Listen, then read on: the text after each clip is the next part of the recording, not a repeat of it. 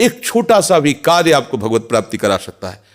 उस कार्य का उद्देश्य बदल जाए, बस हम समझते हैं माला जपना ही केवल भजन। बात सुन, एक आदमी बहुत हिंसा प्रवृत्ति का था, चोर था, और हिंसा में उसको सुख मिलता था। जैसे अलग अलग, वो इतना तमोगुणी था, जब किसी को काटता और तड़पता तो उसे सुख मिलता था। सैकड़ों हजारों को ऐसे काटता रहा।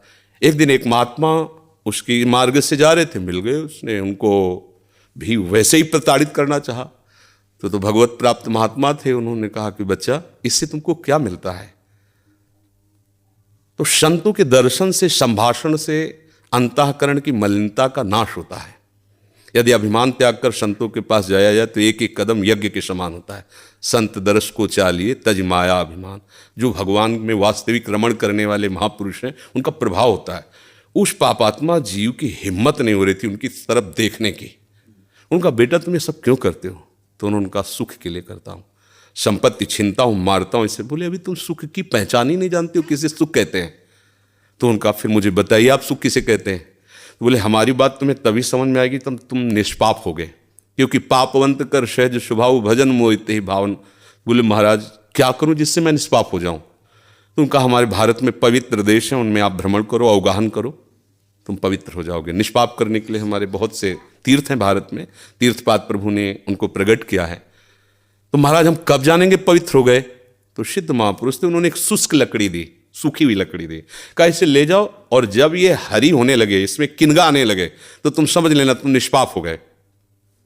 चला गुरु को प्रणाम करके 10 किलोमीटर चला होगा, शाम हुई, एक वृक्ष बड़ा था, उसके नीचे रुका। गांव में रहने का स्वभाव उसका नहीं था, और उसमें 4-5 चोर बैठे हुए थे, और वो नीचे जड़ में ऐसे जाके बैठ गया। रात्रि व्यतीत हो तो तीर्थयाटन को जाएंगे।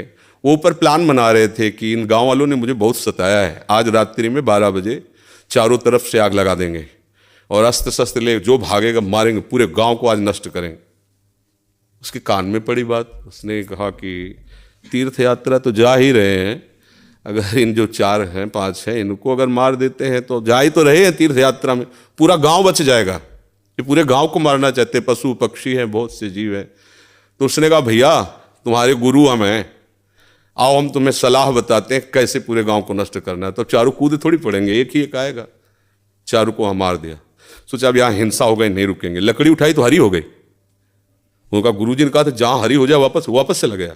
वहाँ गया संत भगवान को, संत ने कहा हम जानते थे कि तुम ऐसे स्वभाव वाले हो कि तुम्हें तीर्थ यात्रा सुहाएगी नहीं, वापस आ गए। तो उनका, भगवान आपकी आज्ञा पर, आपने कहा था हरी हो, देखो हरी हो गई। तो बोले कौन से तीर्थ में? बोले तीर्थ लेके आ, 4 को और मार दिया है। बोले बताइए कैसे? उन्होंने बोले, देखो बेटा, पहले स्वार्थ के उद्देश्य से मारते थे तो पाप हुआ, लेकिन पूरे नगर के बचाने के लिए 4 को मारा आपने। उद्देश्य आपका दूसरों के सुख के, इसलिए मारना ये आपको तीर्थयाटन से भी अधिक पवित्र करने वाला हो गया। क्रिया वही, उद्देश्य परिवर्तन, फल का परिवर्तन।